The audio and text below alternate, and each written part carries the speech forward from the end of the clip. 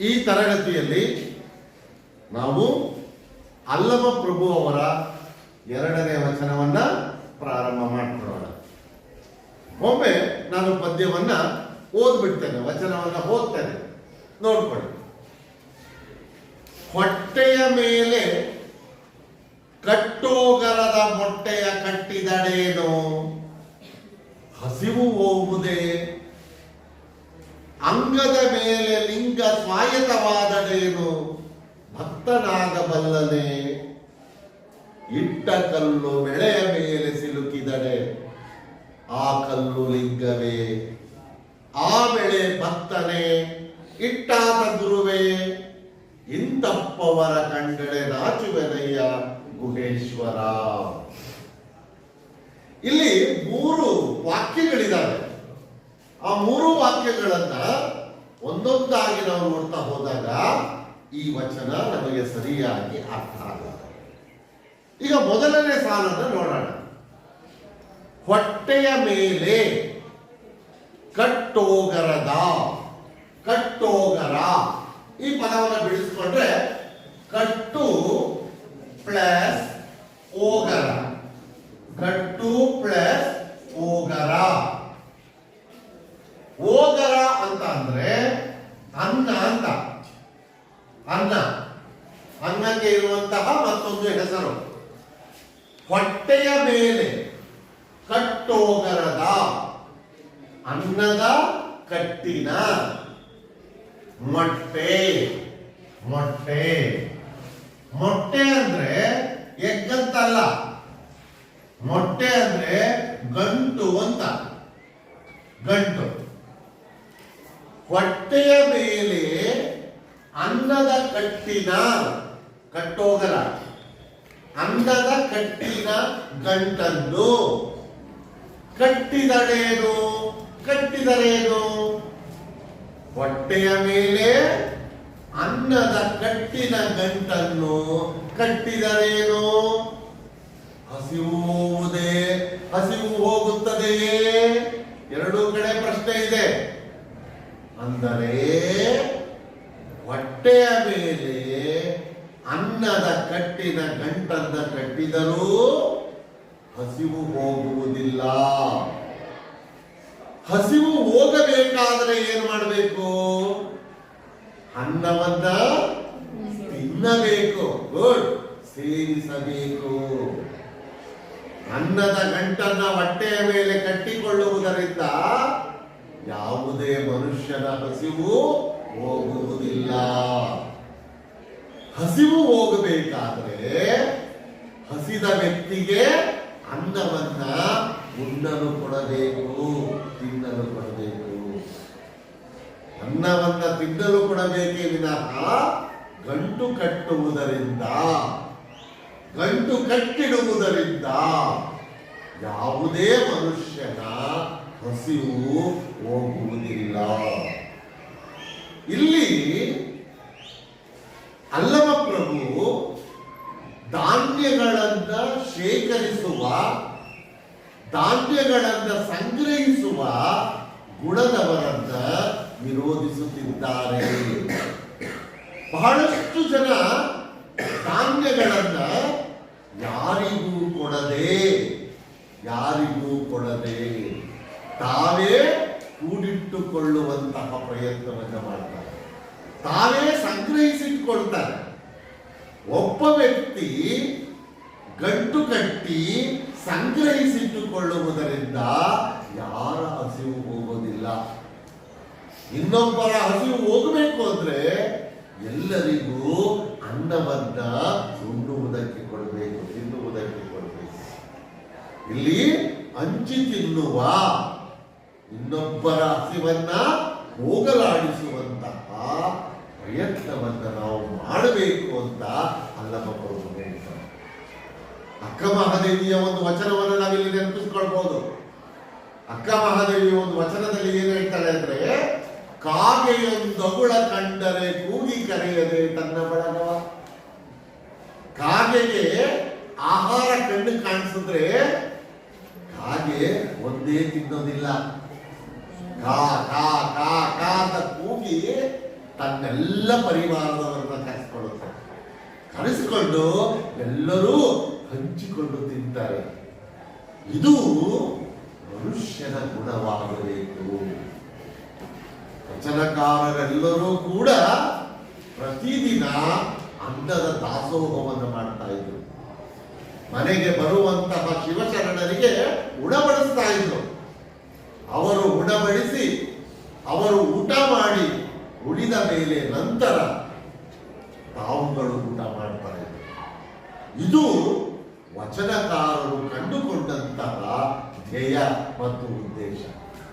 ಅದನ್ನೇ ಇಲ್ಲಿ ಅಲ್ಲಮಪ್ರಭು ಹೇಳ್ತಾ ಇರುವಂಥದ್ದು, ಹೊಟ್ಟೆಯ ಮೇಲೆ ಅನ್ನದ ಕಟ್ಟಿನ ಗಂಟನ್ನು ಕಟ್ಟಿಕೊಳ್ಳುವುದರಿಂದ ಯಾವುದೇ ಮನುಷ್ಯನ ಹಸಿವು ಹೋಗುವುದಿಲ್ಲ. ಹಸಿವು ಹೋಗಬೇಕಾದರೆ ಅವನು ಅನ್ನವನ್ನ ಸೇವಿಸಬೇಕು, ತಿನ್ನಬೇಕು. ಆಗ ಮಾತ್ರ ಹಸಿವು ಹೋಗುವುದಕ್ಕೆ ಸಾಧ್ಯ. ಕೇವಲ ಗಂಟು ಕಟ್ಟಿಡುವುದರಿಂದ ಯಾರ ಹಸಿವು ಕೂಡ ಹೋಗುವುದಿಲ್ಲ, ನೀಗುವುದಿಲ್ಲ. ಇದು ಮೊದಲ ವಾಕ್ಯ. ಈಗ ಎರಡಕ್ಕೆ ಹೋಗೋಣ. ಅಂಗದ ಮೇಲೆ ಲಿಂಗ ಸ್ವಾಯತ್ತವಾದಡೇನು ಭಕ್ತನಾಗಬಲ್ಲದೆ. ಅಂಗ ಅಂತ ಹೇಳಿದ್ರೆ ದೇಹ ಅಂತ ಅರ್ಥ. ಅಂಗ ಅಂದ್ರೆ ದೇಹ. ದೇಹದ ಮೇಲೆ ಲಿಂಗವನ್ನು ಶಿವಲಿಂಗವನ್ನು. ಸ್ವಾಯತ ಅಂದ್ರೆ ಧರಿಸುವುದು. ಸ್ವಾಯತ ಅಂದ್ರೆ ಧರಿಸುವಂತ.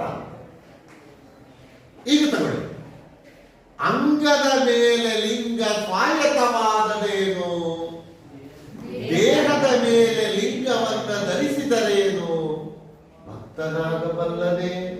ಭಕ್ತನಾಗುತ್ತಾನೆಯೇ ಅಂದರೆ ಕೇವಲ ದೇಹದ ಮೇಲೆ ಲಿಂಗವನ್ನ ಧರಿಸಿಕೊಂಡವರೆಲ್ಲರೂ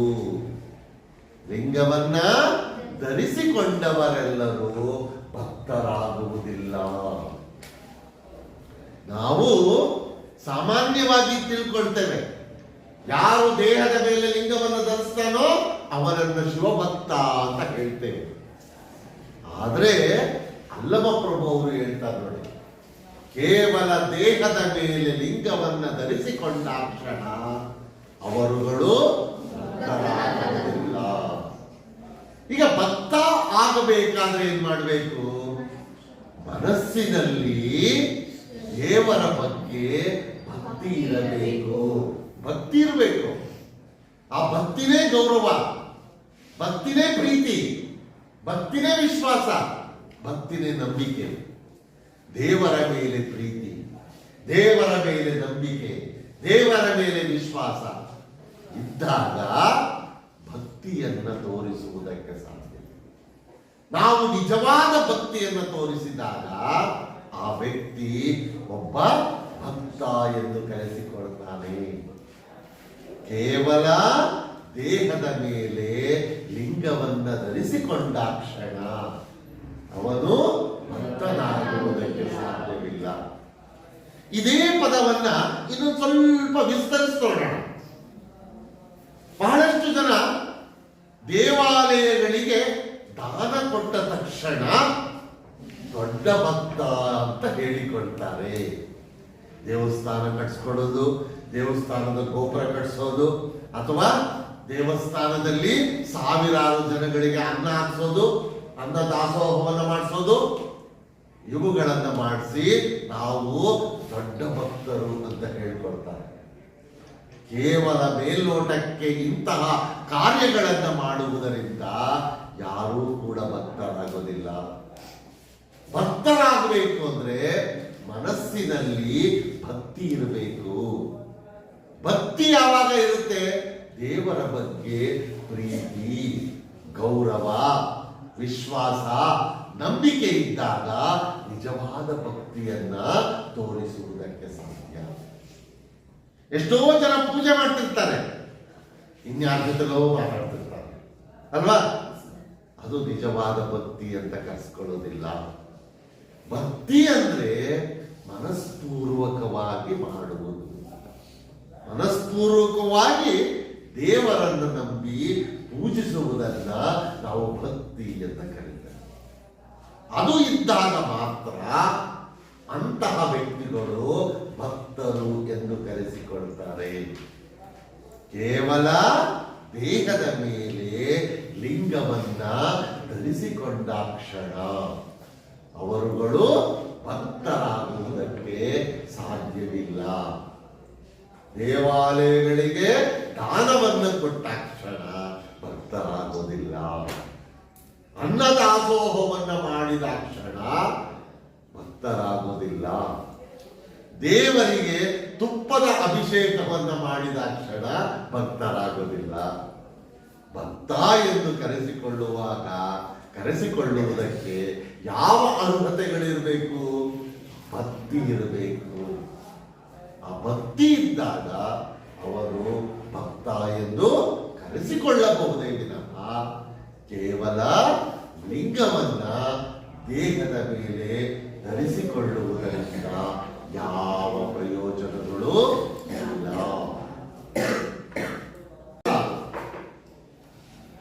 ಮೂರನೇ ಸಾಲು, ಇಟ್ಟ ಕಲ್ಲು ಮೆಳೆಯ ಮೇಲೆ ಸಿಲುಕಿದಡೆ. ಇಟ್ಟ ಕಲ್ಲು ಮೆಳೆಯ ಮೇಲೆ ಸಿಲುಕಿದಡೆ. ಇಲ್ಲಿ ಕಲ್ಲು ಮತ್ತು ಮೆಳೆ ಅನ್ನುವ ಎರಡು ಪದಗಳು ಬಂದಿದ್ದಾರೆ. ಕಲ್ಲು ಕಲ್ಲು ಒಂದು ಯಾವುದೋ ಒಂದು ಕಲ್ಲು ಅಂತ ಅನ್ಕೊಳ್ಳೋಣ. ಈ ಕಲ್ಲಿನ ಪಕ್ಕದಲ್ಲಿ ಮೆಳೆ ಪೊದೆ ಪೊದೆ ಅಂತ. ಪೊದೆ ಅಂತ ನಾವು ಯಾವ್ದನ್ನು ಕರಿತೀವಿ? ಗಿಡಗಳ ಗುಂಪನ್ನ ಪೊದೆ ಅಂತ ಕರಿತೇವೆ.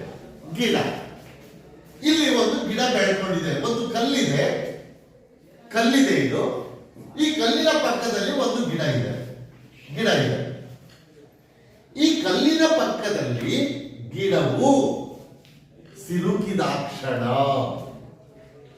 ಗಿಡದ ಜೊತೆಯಲ್ಲಿ ಕಲ್ಲು ಇದ್ದಾಕ್ಷಣ, ಅಥವಾ ಆ ಕಲ್ಲಿನ ಜೊತೆಯಲ್ಲಿ ಗಿಡ ಪೊದೆ ಮೆಳೆ ಇದ್ದಾಕ್ಷಣ. ಅಂದ್ರೆ ಇಲ್ಲಿ ಏನ್ ಹೇಳ್ತಿದ್ದಾರೆ? ಕಲ್ಲು ಅನ್ನುವುದನ್ನ ದೇವರು ಅಂತ, ದೇವರ ಮೂರ್ತಿ ಅಂತ, ಈ ಗಿಡವನ್ನ ಭಕ್ತ ಅಂತ. ಕಲ್ಲಿನ ಪಕ್ಕದಲ್ಲಿ ಗಿಡ ಇದೆ, ಗಿಡವನ್ನ ನೀವು ಭಕ್ತ ಅಂದ್ಕೊಳ್ಳಿ, ಕಲ್ಲನ್ನ ನೀವು ದೇವರು ಅಂದ್ಕೊಳ್ಳಿ. ಕಲ್ಲಿನ ಪಕ್ಕದಲ್ಲಿ ಗಿಡವಿದ್ದಾಕ್ಷಣ, ಲಿಂಗದ ಪಕ್ಕದಲ್ಲಿ ವ್ಯಕ್ತಿ ಇದ್ದಾಕ್ಷಣ, ಇದು ವ್ಯಕ್ತಿ, ಇದು ದೇವರಿದು. ಲಿಂಗದ ಕಲ್ಲಿನ ಪಕ್ಕದಲ್ಲಿ ಗಿಡ ಇದ್ದಾಕ್ಷಣ, ಅಥವಾ ಲಿಂಗದ ಪಕ್ಕದಲ್ಲಿ ವ್ಯಕ್ತಿ ಮನುಷ್ಯ ಇದ್ದಾಕ್ಷಣ. ನೆಕ್ಸ್ಟ್ ಅಲ್ಲಿ ಹೇಳ್ತಾರೆ ನೋಡಿ, ಆ ಕಲ್ಲು ಲಿಂಗವೇ ವ್ಯಕ್ತಿ ಜೊತೆಯಲ್ಲಿ ಇದ್ದಾಕ್ಷಣ ಈ ಕಲ್ಲು ಲಿಂಗವಾಗುವುದಕ್ಕೆ ಸಾಧ್ಯವಿಲ್ಲ. ಲಿಂಗವೇ ದೇವರೇ, ಗಿಡ ವ್ಯಕ್ತಿ ಒಂದು ಕಲ್ಲಿನ ಜೊತೆಯಲ್ಲಿದ್ದಾಕ್ಷಣ ಯಾವುದೇ ಕಲ್ಲುಗಳು ಲಿಂಗ ಎಂದು ಕರೆಸಿಕೊಳ್ಳುವುದಕ್ಕೆ ಸಾಧ್ಯವಿಲ್ಲ.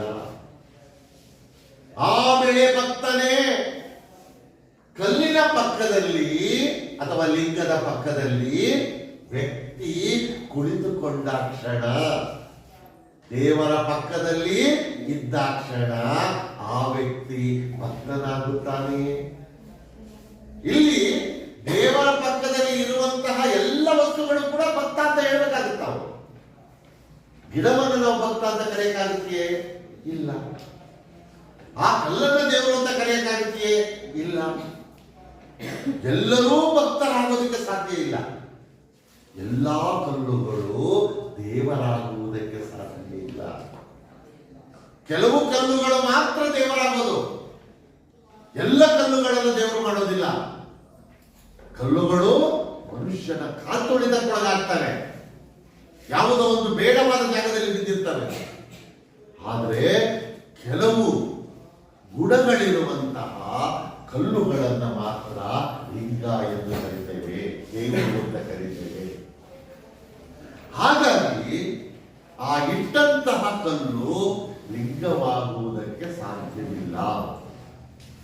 ಹಾಗೆ ಆಮೇಲೆ ಭಕ್ತನೇ ಲಿಂಗದ ಪಕ್ಕದಲ್ಲಿ ಗಿಡ ಇದ್ದಾಕ್ಷಣ ಗಿಡವನ್ನ ದೇವರ ಭಕ್ತ ಎಂದು ಕರೆಯುವುದಕ್ಕೆ ಸಾಧ್ಯವಿಲ್ಲ. ಬಹಳ ಜನ ಅದನ್ನೇ ಮಾಡೋದು. ದೇವರ ಭಕ್ತರು ಕೂತ್ಕೊಂಡು ಮಂತ್ರೋಪಚಾರ ಮಾಡಿ, ಮಂತ್ರದ ಉಚ್ಚಾರಣೆ ಮಾಡಿ ನಾವು ಭಕ್ತರು ಭಕ್ತರು ಭಕ್ತರು ಅಂತ ಹೇಳ್ಕೊಳ್ತಾರೆ. ಕೇವಲ ದೇವರ ಪಕ್ಕದಲ್ಲಿ ಕುಳಿತುಕೊಂಡ ಕ್ಷಣ, ಲಿಂಗದ ಪಕ್ಕದಲ್ಲಿ ಇದ್ದಾಕ್ಷಣ ಯಾರೂ ಕೂಡ ಭಕ್ತರಾಗುವುದಕ್ಕೆ ಸಾಧ್ಯವಿಲ್ಲ. ಹಾಗೇ ಭಕ್ತನ ಪಕ್ಕದಲ್ಲಿ ಒಂದು ಕಲ್ಲಿದ್ದಾಕ್ಷಣ ಆ ಕಲ್ಲು ಲಿಂಗವಾಗುವುದಕ್ಕೆ ಸಾಧ್ಯವಿಲ್ಲ. ಲಿಂಗದ ಪಕ್ಕದಲ್ಲಿ ವ್ಯಕ್ತಿ ಇದ್ದಾಕ್ಷಣ ಆ ವ್ಯಕ್ತಿ ಭಕ್ತ ಆಗೋದಿಲ್ಲ. ಭಕ್ತನ ಪಕ್ಕದಲ್ಲಿ ಕಲ್ಲು ಇದ್ದಾಕ್ಷಣ ಆ ಕಲ್ಲು ದೇವರಾಗುವುದಕ್ಕೂ ಸಾಧ್ಯವಿಲ್ಲ. ಭಕ್ತನಾಗುವುದಕ್ಕೆ ತನ್ನದೇ ಆದ ಗುಣಗಳಿರಬೇಕು. ಎಲ್ಲರೂ ಭಕ್ತರಾಗುವುದಿಲ್ಲ. ಭಕ್ತ ಎಂದು ಕರೆಸಿಕೊಳ್ಳುವುದಕ್ಕೆ ಅವನಲ್ಲಿ ಭಕ್ತಿಯ ಗುಣಗಳಿರಬೇಕು. ಕಲ್ಲು ದೇವರು ಎಂದು ಕರೆಸಿಕೊಳ್ಳುವಾಗ ಆ ಕಲ್ಲಿನಲ್ಲಿ ದೇವರ ದೈವತ್ವದ ಗುಣಗಳಿರಬೇಕು. ದೈವತ್ವದ ಗುಣಗಳಿರುವ ಕಲ್ಲು ಮಾತ್ರ ದೇವರಾಗಲು ಸಾಧ್ಯ. ಭಕ್ತಿಯ ಗುಣಗಳಿರುವಂತಹ ವ್ಯಕ್ತಿ ಮಾತ್ರ ಭಕ್ತರಾಗುವುದಕ್ಕೆ ಸಾಧ್ಯ. ಎಲ್ಲಾ ಕಲ್ಲುಗಳು ಲಿಂಗವಾಗುವುದಿಲ್ಲ, ಎಲ್ಲಾ ವ್ಯಕ್ತಿಗಳು ಭಕ್ತರಾಗುವುದಿಲ್ಲ. ಇನ್ನೊಂದು ಹೇಳ್ತಾರೆ, ಇಟ್ಟಾತ ಗುರುವೇ ಕಲ್ಲನ್ನ ಇಟ್ಟಂತಹ ವ್ಯಕ್ತಿಗಳು ಗುರು ಎಂದು ಕರೆಸಿಕೊಳ್ಳುವುದಕ್ಕೆ ಸಾಧ್ಯವಿಲ್ಲ. ಕಲ್ಲನ್ನ ಇಟ್ಟಂತಹ ವ್ಯಕ್ತಿಗಳು ಗುರು ಎಂದು ಕರೆಸಿಕೊಳ್ಳುವುದಕ್ಕೆ ಸಾಧ್ಯವಿಲ್ಲ. ಗುರು ಅನ್ನುವ ಪದ ಸಮಾಜದಲ್ಲಿ ಅತ್ಯಂತ ಎತ್ತರವಾದ ಸ್ಥಾನದಲ್ಲಿರೋದು. ಗುರುದೇವೋ ಭವ ಅಂತ ಹೇಳ್ತೇವೆ. ಗುರುದೇವೋ ಭವ ಅಂದ್ರೆ ಗುರುವಿಗೆ ಮೊದಲ ಆದ್ಯತೆಯನ್ನು ನಾವು ಕೊಟ್ಟಿದ್ದೇವೆ. ಗುರುವಿನಿಂದ ಪ್ರತಿಯೊಬ್ಬ ವ್ಯಕ್ತಿಗಳು ಕೂಡ ಸಾಕ್ಷಾತ್ಕಾರವನ್ನು ಗಳಿಸ್ತಾರೆ, ವಿದ್ಯೆಯನ್ನು ಗಳಿಸ್ತಾರೆ. ಹಾಳಾಗಬಲ್ಲಂತಹ ವ್ಯಕ್ತಿಗಳು ಕೂಡ ಗುರುಗಳಿಂದ ಬೋಧನೆಯನ್ನ ಕೇಳಿ ಒಳ್ಳೆಯ ಮಾರ್ಗದ ಕಡೆಗೆ ಬರ್ತಾರೆ. ಹಾಗಾಗಿ ಗುರು ಅನ್ನುವ ವ್ಯಕ್ತಿ ಅತ್ಯಂತ ಶ್ರೇಷ್ಠವಾದ ಸ್ಥಾನ. ಅಂತಹ ಗುರುವಿನ ಸ್ಥಾನವನ್ನು ಪಡೆಯೋದಕ್ಕೆ ಸಾಧ್ಯವಿಲ್ಲ. ಕಲ್ಲುಗಳನ್ನ ಇಟ್ಟಂತಹ ವ್ಯಕ್ತಿಗಳೆಲ್ಲರೂ ಗುರುಗಳಾಗುವುದಕ್ಕೆ ಸಾಧ್ಯವಿಲ್ಲ. ಲಿಂಗದ ಪಕ್ಕದಲ್ಲಿ ಗಿಡ ಅಥವಾ ವ್ಯಕ್ತಿ ಇದ್ದಾಕ್ಷಣ ಗಿಡ ಅಥವಾ ವ್ಯಕ್ತಿ ಭಕ್ತರಾಗುವುದಕ್ಕೆ ಸಾಧ್ಯವಿಲ್ಲ. ಗಿಡ ಮತ್ತು ವ್ಯಕ್ತಿ ಭಕ್ತರ ಪಕ್ಕದಲ್ಲಿ ಕಲ್ಲು ಇದ್ದಾಕ್ಷಣ ಆ ಕಲ್ಲು ಲಿಂಗವಾಗುವುದಕ್ಕೆ ಸಾಧ್ಯವಿಲ್ಲ. ಲಿಂಗ, ಭಕ್ತ, ಗುರು ಈ ಮೂವರಿಗೂ ತನ್ನದೇ ಆದಂತಹ ವಿಶೇಷವಾದಂತಹ ಗುಣಗಳು ಇರಬೇಕು. ಇಂತಹ ಗುಣಗಳು ಇರದೆ ಲಿಂಗದ ಗುಣಗಳು ಇರದೆ, ಭಕ್ತನ ಗುಣಗಳು ಇರದೆ, ಗುರುವಿನ ಗುಣಗಳು ಇರದೆ ನಾನು ಗುರುಗಳು, ನಾನು ಭಕ್ತ, ಇದು ಲಿಂಗ ಎಂದು ಹೇಳುವವರನ್ನ ಕೊನೆಯ ಸಾಲಿನಲ್ಲಿ ಹೇಳ್ತಾರೆ ನೋಡಿ, ಇಂತಪ್ಪವರ ಕಂಡರೆ ನಾಚುವೆನಯ್ಯ ಗುಹೇಶ್ವರ. ಇಂಥವರನ್ನ ಕಂಡರೆ ನನಗೆ ನಾಚಿಕೆಯಾಗುತ್ತದೆ ಎಂದು ಡಾಂಬಿಕ ಭಕ್ತರನ್ನ ವಿರೋಧಿಸುತ್ತಾರೆ. ದೃಢವಾದ ಭಕ್ತಿ ಇಲ್ಲದಂತಹ ವ್ಯಕ್ತಿಗಳನ್ನ ಇಲ್ಲಿ ವಿರೋಧ ಮಾಡ್ತಾರೆ ಅಲ್ಲಮ ಪ್ರಭು ಅವರು. ಅಲ್ಲಮ ಪ್ರಭು ಹೇಳುವಂತಹ ಕೊನೆಯ ಆ ಸಾಲಿನ ಆಶಯ ಏನು ಅಂದ್ರೆ, ಎಲ್ಲಾ ಕಲ್ಲುಗಳು ಲಿಂಗವಾಗುವುದಕ್ಕೆ ಸಾಧ್ಯವಿಲ್ಲ, ಎಲ್ಲಾ ವ್ಯಕ್ತಿಗಳು ಭಕ್ತರಾಗುವುದಕ್ಕೆ ಸಾಧ್ಯವಿಲ್ಲ, ಎಲ್ಲಾ ವ್ಯಕ್ತಿಗಳು ಗುರುವಾಗುವುದಕ್ಕೆ ಸಾಧ್ಯವಿಲ್ಲ. ಲಿಂಗವಾಗುವುದಕ್ಕೆ ದೇವರ ಗುಣಗಳಿರಬೇಕು, ಭಕ್ತನಾಗುವುದಕ್ಕೆ ಭಕ್ತಿಯ ಗುಣಗಳಿರಬೇಕು, ಗುರುವಾಗುವುದಕ್ಕೆ ಗುರುವಿನ ಗುಣಗಳಿರಬೇಕು. ಆದರೆ ಸಮಾಜದಲ್ಲಿ ಜನ ಏನ್ ಮಾಡ್ತಿದ್ದಾರೆ, ಇಂತಹ ಗುಣಗಳು ಇಲ್ಲದೆ ಯಾವುದೋ ಕಲ್ಲುಗಳನ್ನು ದೇವರು ಅಂತ ಕರೀತಿದ್ದಾರೆ, ದೇವರ ಪಕ್ಕದಲ್ಲಿದ್ದುಕೊಂಡು ಭಕ್ತ ಅಂತ ಹೇಳ್ಕೊಳ್ತಿದ್ದಾರೆ, ಗುರುವಿನ ಗುಣಗಳೇ ಇಲ್ಲದೆ ಗುರು ಎಂದು ಕರೆಸಿಕೊಳ್ತಿದ್ದಾರೆ. ಹಾಗಾಗಿ ನನಗೆ ಇಂಥಪ್ಪವರ ಕಂಡರೆ, ಇಂಥವರನ್ನ ನೋಡಿದ್ರೆ ನನಗೆ ನಾಚಿಕೆಯಾಗುತ್ತದೆ ಎಂದು ಅಲ್ಲಮ ಪ್ರಭು ಅವರು ಈ ವಚನದಲ್ಲಿ ನಿಜವಾದ ಭಕ್ತಿ ಇಲ್ಲದ ಜನಗಳನ್ನ ವಿರೋಧ ಮಾಡುತ್ತಾರೆ. ದೃಢಭಕ್ತಿ ಇಲ್ಲದವರು, ನಿಜವಾದ ಭಕ್ತಿ ಇಲ್ಲದವರನ್ನ, ಅಂದರೆ ಗುಣಭಕ್ತಿ ಇಲ್ಲದವರನ್ನ ವಿರೋಧಿಸುತ್ತಾರೆ. ಮತ್ತೊಮ್ಮೆ ಅದರ ಸಾರಾಂಶವನ್ನು ಹೇಳ್ಬಿಡ್ತೀನಿ. ಮತ್ತೊಮ್ಮೆ, ಹೊಟ್ಟೆಯ ಮೇಲೆ ಅನ್ನದ ಕಟ್ಟಿನ ಗಂಟನ್ನ ಕಟ್ಟಿಕೊಳ್ಳುವುದರಿಂದ ಯಾವುದೇ ಮನುಷ್ಯನ ಹಸಿವು ಹೋಗುವುದಿಲ್ಲ. ಒಬ್ಬ ಮನುಷ್ಯನ ಹಸಿವು ಹೋಗಬೇಕಾದರೆ ಅವನ ಹೊಟ್ಟೆಗೆ ಅನ್ನವನ್ನ ನೀಡಬೇಕು, ಸೇವಿಸಬೇಕು. ಅವನ ಹೊಟ್ಟೆಗೆ ಅನ್ನ ಕೊಟ್ರೆ ಹಸಿವು ಹೋಗುತ್ತೆ. ಆದರೆ ಕೇವಲ ಗಂಟು ಕಟ್ಟಿಡುವುದರಿಂದ ಯಾರ ಹಸಿವು ಹೋಗುವುದಿಲ್ಲ. ಹಾಗೆಯೇ ಕೇವಲ ದೇಹದ ಮೇಲೆ ಲಿಂಗವನ್ನ ಧರಿಸಿದಾಕ್ಷಣ ಭಕ್ತ ಎಂದು ಕರೆಸಿಕೊಳ್ಳುವುದಿಲ್ಲ. ಭಕ್ತ ಎಂದು ಕರೆಸಿಕೊಳ್ಳಬೇಕಾದರೆ ಅವನಲ್ಲಿ ಭಕ್ತಿಯ ಗುಣಗಳು ಇರಬೇಕು. ಇಟ್ಟ ಕಲ್ಲು ಬೆಳೆಯ ಮೇಲೆ ಸಿಲುಕಿದಳೆ. ಇಟ್ಟಂತಹ ಒಂದು ಕಲ್ಲಿನ ಪಕ್ಕದಲ್ಲಿ ಒಂದು ಗಿಡವು ಸಿಕ್ಕಿ ಹಾಕಿಕೊಂಡ ತಕ್ಷಣ, ಇಟ್ಟಂತಹ ಕಲ್ಲಿನ ಪಕ್ಕದಲ್ಲಿ ಒಂದು ಗಿಡ ಇದ್ದ ತಕ್ಷಣ, ಸಿಕ್ಕಿ ಹಾಕಿಕೊಂಡ ತಕ್ಷಣ ಆ ಕಲ್ಲು, ಇಟ್ಟಂತಹ ಕಲ್ಲು ಲಿಂಗವಾಗುವುದಕ್ಕೆ ಸಾಧ್ಯವಿಲ್ಲ. ಆ ಲಿಂಗದ ಪಕ್ಕದಲ್ಲಿರುವಂತಹ ಬೆಳೆ ಭಕ್ತನಾಗುವುದಕ್ಕೆ ಸಾಧ್ಯವಿಲ್ಲ. ಆ ಕಲ್ಲನ್ನ ಇಟ್ಟಂತಹ ವ್ಯಕ್ತಿ ಗುರು ಎಂದು ಕರೆಸಿಕೊಳ್ಳುವುದಕ್ಕೆ ಸಾಧ್ಯವಿಲ್ಲ. ಹಾಗಾಗಿ ಲಿಂಗ, ಭಕ್ತ, ಗುರು ಇದು ವಿಶೇಷವಾದಂತಹ ಗುಣಗಳನ್ನ ಹೊಂದಿರುವವನು. ಈ ಗುಣಗಳಿಲ್ಲದೆ ಭಕ್ತ, ಗುರು ಎಂದು ಹೇಳಿಕೊಡುತ್ತಿರುವ ಜನಗಳನ್ನು ಕುರಿತು ಅಲ್ಲಮ ಪ್ರಭು ಅವರು ಹೀಗೆ ಹೇಳುತ್ತಾರೆ, ಇವರನ್ನ ಕಂಡರೆ ನನಗೆ ನಾಚಿಕೆಯಾಗುತ್ತದೆ ಎಂದು ಡಾಂಬಿಕ ಭಕ್ತರನ್ನು ಅಥವಾ ನಿಜವಾದ ಭಕ್ತಿ ಇಲ್ಲದವರನ್ನ ವಿಡಂಬಿಸಿ ಈ ವಚನದಲ್ಲಿ ಅಲ್ಲಮ ಪ್ರಭು ಅವರು ಮಾತನಾಡುತ್ತಾರೆ. ಇದಿಷ್ಟು ಈ ವಚನದ ವಿಚಾರಗಳು. ಮುಂದಕ್ಕೆ ಹೋಗ್ಬೋದು ಅನ್ಸುತ್ತೆ. ಈಗ ಮೂರನೆಯ ವಚನ.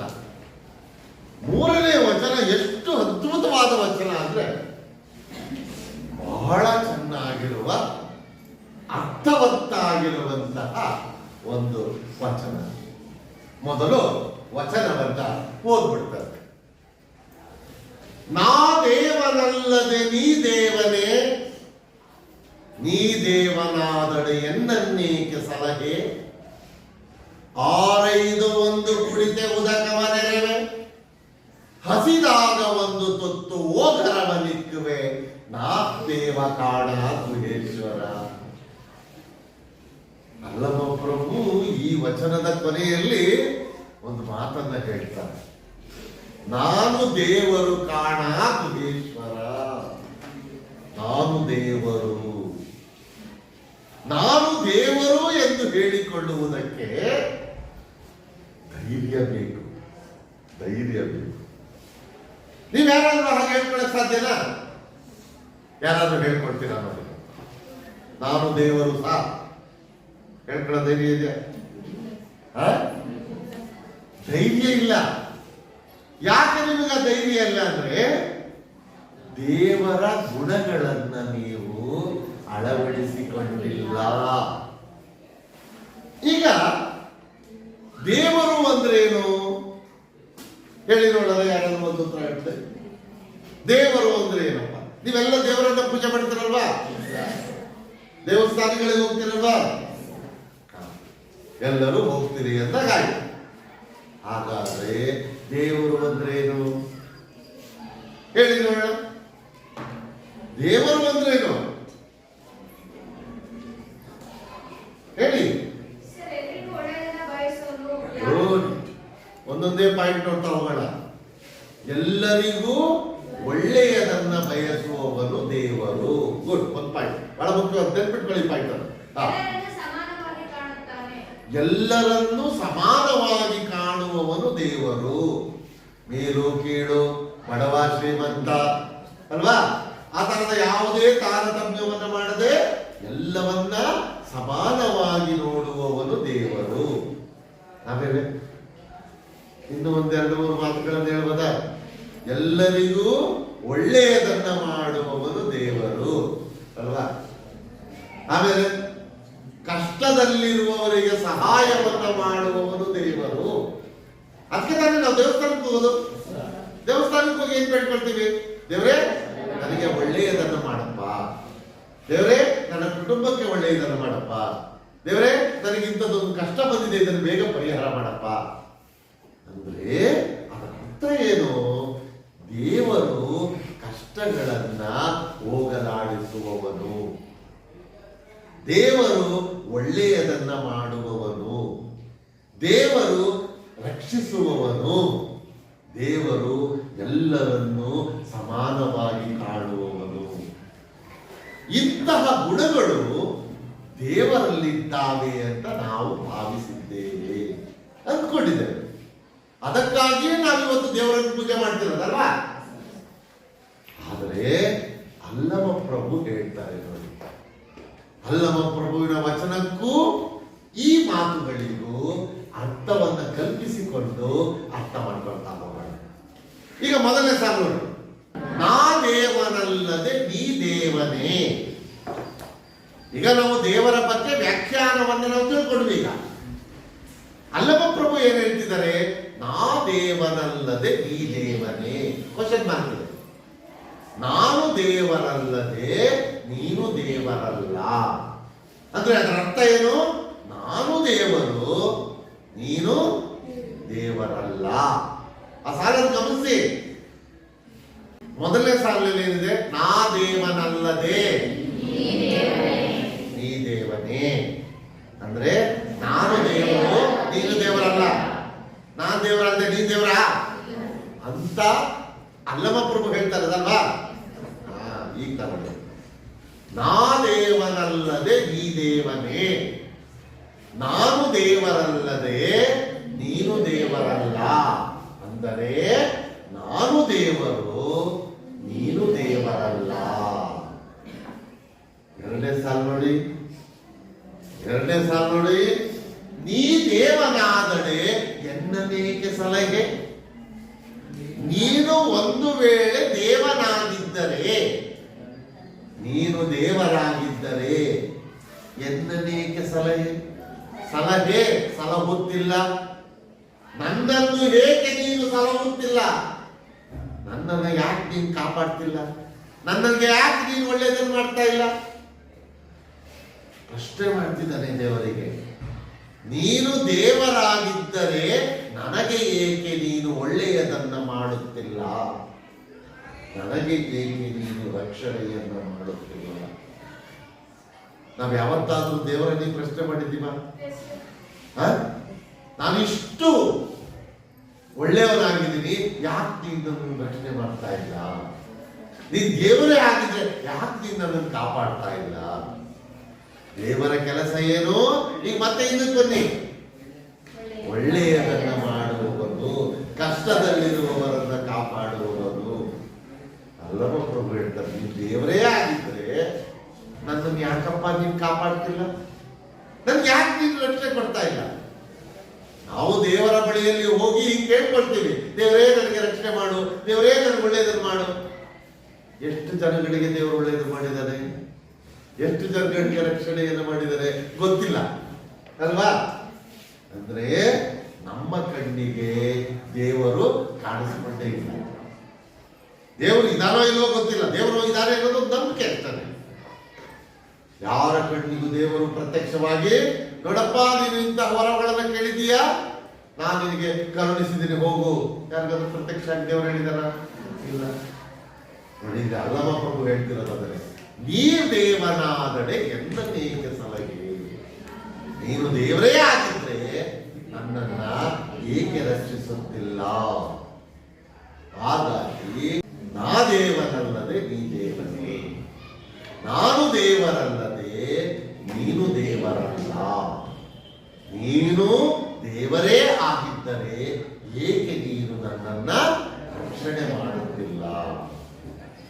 ಇಲ್ಲಿ ಅಲ್ಲವ ಪ್ರಭು 3ನೇ ಸಾಲಿನಲ್ಲಿ ನಾನು ದೇವರು ಎಂದು ಹೇಳಿಕೊಳ್ಳುವುದಕ್ಕೆ ಕೆಲವು ಕಾರಣಗಳನ್ನ ಕೊಟ್ಟಾರೆ. 6:5 ಕುಳಿತೆ ಉದಕವನೆರವೆ. ಉದಕ ಅಂದ್ರೆ ನೀರು ಅಂತ. 6:5 ಅಂದ್ರೆ ಹುಡುಕಾಡಿ ಬಾಯಾರಿದವರಿಗೆ. 1 ಕುಳಿತೆ ಉದಕವನೆರವೆ.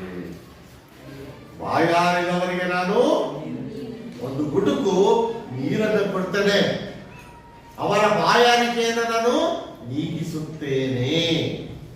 ಬಾಯಾರಿ ಬಂದವರಿಗೆ ನಾನು 1 ಗುಡುಕು ನೀರನ್ನ ಕೊಡ್ತೇನೆ. ಹಾಗೆಯೇ ಹಸಿದಾಗ 1 ತುತ್ತು ಓಗರವನಿಕ್ಕುವೆ. ಹಸಿದವರಿಗೆ 1 ತುತ್ತು ಅನ್ನವನ್ನ ಕೊಡ್ತೇನೆ. ಬಾಯಾರಿದವರಿಗೆ ನೀರನ್ನ ಕೊಡ್ತೇನೆ, ಹಸಿದವರಿಗೆ ಅನ್ನವನ್ನ ಕೊಡ್ತೇನೆ. ದೇವರ ಕೆಲಸ ಏನಾಗಬೇಕಾಗಿತ್ತು? ಈ ಜಗತ್ತಿನಲ್ಲಿ ಬಾಯಾರಿದವರಿಗೆ ನೀರನ್ನ ಕೊಡೋದು, ಹಸಿದವರಿಗೆ ಅನ್ನವನ್ನ ಕೊಡೋದು, ಕಷ್ಟದಲ್ಲಿರುವವರಿಗೆ ಕಷ್ಟವನ್ನ ಹೋಗ್ಲಾಡಿಸೋದು ಆಗಬೇಕಾಗಿತ್ತು. ಆದ್ರೆ ಭಗವಂತ ಅದಾವುದನ್ನು ಮಾಡದೆ ಸುಮ್ಮನೆ ಇದ್ಬಿಟ್ಟಿದ್ದಾರೆ. ಅದಕ್ಕೆ ಅಲ್ಲಮ ಪ್ರಭು ಹೇಳೋದು, ನಾ ದೇವನಲ್ಲದೆ ನೀ ದೇವನೇ, ನಾನು ದೇವರಲ್ಲದೆ ನೀನು ದೇವರಾಗುವುದಕ್ಕೆ ಸಾಧ್ಯವೇ? ನೀ ದೇವನಾದರೆ ಎನ್ನಬೇಕೆ ಸಲಹೆ. ನೀನು ದೇವರೇ ಆಗಿದ್ದರೆ ಏಕೆ ನೀನು ನನಗೆ ರಕ್ಷಣೆಯನ್ನು ಮಾಡುತ್ತಿಲ್ಲ? ನಾನು ದೇವರು ಎಂದು ಹೇಳಿಕೊಳ್ಳುವುದಕ್ಕೆ ಕಾರಣಗಳಿವೆ. 6:5 ಕುಳಿತೆ ಉದಕವನೆರವೆ. ಹುಡುಕಾಡಿ ಬಾಯಾರಿ ಬಂದವರಿಗೆ ನಾನು ನೀರನ್ನು ಕೊಡ್ತೇನೆ, ಹಸಿದಾಗ 1 ತುತ್ತು ಓಗರವನಿಗೆ. ಹಸಿದು ಬಂದವರಿಗೆ ಅನ್ನವನ್ನು ಕೊಡುತ್ತೇನೆ. ಹಸಿದವರಿಗೆ ಅನ್ನವನ್ನ ಕೊಡುವುದು, ಬಾಯಾರಿದವರಿಗೆ ನೀರನ್ನು ಕೊಡುವುದು ದೇವರ ಕಾರ್ಯ ಅಥವಾ ದೇವರಂತಹ ಕಾರ್ಯ. ಬಹುಶಃ ನೀವು ನಿಜ ಜೀವನದಲ್ಲಿಯೂ ಕೂಡ ಯಾರಾದರೂ ತುಂಬಾ ಬಾಯಾರಿಕೆಯಿಂದ ಇರ್ತಕ್ಕಂಥವರಿಗೆ ಸ್ವಲ್ಪ ನೀರು ಕೊಡಿ, ಆ ಕ್ಷಣದಲ್ಲಿ ಅವನು ಹೇಳ್ತಾನೆ, ಅಪ್ಪ ದೇವರು ಬಂದೇ ಕಡೆಯ. ತುಂಬಾ ಹಸಿದವರಿಗೆ 1-2 ತುತ್ತು ಅನ್ನ ಕೊಡಿ, ದೇವರು ಬಂದೇ ಕಣಪ್ಪ, ನೀನೇ ನನ್ನ ಪಾಲಿನ ದೇವರು ಕಡೆಯ. ಅಂದ್ರೆ ಮನುಷ್ಯ ದೇವರಂತಹ ಗುಣಗಳನ್ನ ರೂಢಿಸಿಕೊಳ್ಳಬೇಕು. ಅದನ್ನೇ ಬಸವಣ್ಣ ಹೇಳಿದ್ದು, ಉಳ್ಳವರು ಶಿವಾಲಯವ ಮಾಡುವರು, ನಾನೇನು ಮಾಡಲಿ ಬಡವನಯ್ಯ, ಎನ್ನ ಕಾಲೇ ಕಂಬ ದೇಹವೇ ದೇಗುಲ ಶಿರವಂತ ಕಳಸದಯ್ಯ. ಎಷ್ಟು ಚೆನ್ನಾಗಿ ಹೇಳ್ತಾರೆ ಬಸವಣ್ಣ. ಪ್ರತಿಯೊಬ್ಬ ವ್ಯಕ್ತಿಯಲ್ಲಿಯೂ ದೈವತ್ವದ ಗುಣಗಳನ್ನ ಕಾಣಬೇಕು. ನಾವು ದೇವರು ಅಂದ್ರೆ ಏನು ಅಂತ ನಾವು ಮಾತಾಡ್ತೀವಲ್ಲ, ಆ ದೇವರಂತಹ ಗುಣಗಳನ್ನ ಮನುಷ್ಯ ರೂಢಿಸಿಕೊಳ್ಳಬೇಕು ಅನ್ನುವುದೇ ಅಲ್ಲಮ ಪ್ರಭುವಿನ ಎಲ್ಲ ವಚನಕಾರರ ಆಶಯವು ಕೂಡ. ಹಾಗಾಗಿ ಅಲ್ಲಮ ಪ್ರಭು ಇಲ್ಲಿ ಹೇಳ್ಕೊಳ್ತಾರೆ ಕೊನೆಯದಾಗಿ, ನಾ ದೇವ ಕಾಣ ಗುಹೇಶ್ವರ. ಬಾಯಾರಿದವರಿಗೆ ನೀರನ್ನ ಕೊಡುವುದರಿಂದ ಹಾಗೂ ಹಸಿದವರಿಗೆ ಅನ್ನವನ್ನು ಕೊಡುವುದರಿಂದ ನಾನು ದೇವರು ಗುಹೇಶ್ವರ ಎಂದು ಹೇಳಿಕೊಡ್ತಾರೆ. ಹಾಗಾಗಿ ಪ್ರತಿಯೊಬ್ಬ ವ್ಯಕ್ತಿಯೂ ಕೂಡ, ಮನುಷ್ಯರು ಕೂಡ ದೇವರಂತಹ ಕಾರ್ಯವನ್ನ ಮಾಡಬೇಕು. ಹಸಿದವರಿಗೆ ಅನ್ನವನ್ನ ಕೊಡುವುದು, ಬಾಯಾರಿದವರಿಗೆ ನೀರನ್ನ ಕೊಡುವುದು, ಕಷ್ಟದಲ್ಲಿರುವವರಿಗೆ ಸಹಾಯವನ್ನ ಮಾಡುವುದು, ಪ್ರೀತಿಯನ್ನು ತೋರಿಸುವುದು, ಒಟ್ಟಾರೆಯಾಗಿ ಒಳ್ಳೆಯ ಗುಣಗಳನ್ನ ಮೈಗೂಡಿಸಿಕೊಳ್ಳಬೇಕು ಅನ್ನುವುದು ಈ ವಚನದ ಆಶಯ. ಅಂದ್ರೆ ಇಲ್ಲಿ ನಮ್ಮ ನಂಬಿಕೆ ಏನು ಅಂದ್ರೆ, ದೇವರು ಅಂದರೆ ಕಷ್ಟದಲ್ಲಿರುವವನಿಗೆ ಸಲಹುವನು ಎಂದು ಅರ್ಥ. ಕಷ್ಟದಲ್ಲಿರುವಂತಹ ವ್ಯಕ್ತಿಗಳಿಗೆ ಕಾಪಾಡುವವನು ಅಂತ ಅರ್ಥ. ಆದರೆ ಆ ದೇವರು ಕಷ್ಟದಲ್ಲಿರುವವರನ್ನ ಕಾಪಾಡದಿದ್ದಾಗ ನಾವು ದೇವರಂತಹ ಕಾರ್ಯಗಳನ್ನ ಕೈಗೊಳ್ಳಬೇಕು. ದೇವರು ಯಾವ ಕೆಲಸಗಳನ್ನ ಮಾಡಬೇಕಾಗಿತ್ತೋ ಅಂತಹ ಕಾರ್ಯಗಳನ್ನ ಮನುಷ್ಯನೂ ಸಹ ಕೈಗೊಂಡು ದೇವರಂತಹ ಕೆಲಸವನ್ನ ಮಾಡ್ತಾ ಮನುಷ್ಯರ ದೃಷ್ಟಿಯಲ್ಲಿ ಮನುಷ್ಯ ದೇವರಾಗುವಂತಹ ಪ್ರಯತ್ನವನ್ನ ಮಾಡಬೇಕು ಅನ್ನುವುದನ್ನ ಈ ವಚನದ ಮೂಲಕ ಅಲ್ಲಮ ಪ್ರಭು ಅವರು ತಿಳಿಸಿಕೊಡ್ತಾರೆ. ಇದಿಷ್ಟು ಅಲ್ಲಮ ಪ್ರಭುವಿನ 3ನೆಯ ವಚನಕ್ಕೆ ಸಂಬಂಧಪಟ್ಟಂತಹ ವಿಚಾರ. ಹೀಗೆ ತಿಳಿಸ್ತಾರೆ.